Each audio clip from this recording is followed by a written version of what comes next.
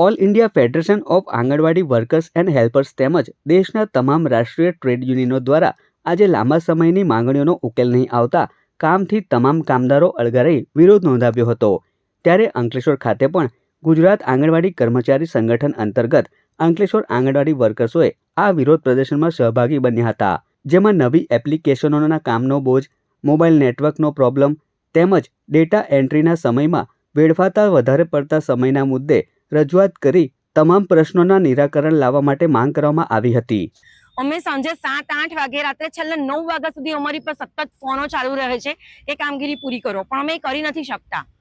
અમારી પર એટલો બધો કામનો બોજ છે। આજે 6 એપ, હું તમને 6 એપ ગણાવું તો અમારા પોષણ ટ્રેકર, જેની અંદર અમે FRS કરવાનું છે, પોષણ સંગમ, MMY, eKYC, WCD, AVT અને Agam app. WCD AVT app એવી છે કે જેની અંદર માથા ગણવામાં આવે છે બાળકોના। જ્યારે અમે બાળકોને ભેગા કરીએ, જ્યારે સરખા બેસતા નથી, તો એમના 50 બાળકોની સામે ખાલી 10 કે 20 જ બાળકોના ફોટા જાય છે અને એ ફોટા દ્વારા જ અમારું રાશન નક્કી થાય છે। તો અમે કેવી રીતે એ કામ કરીએ?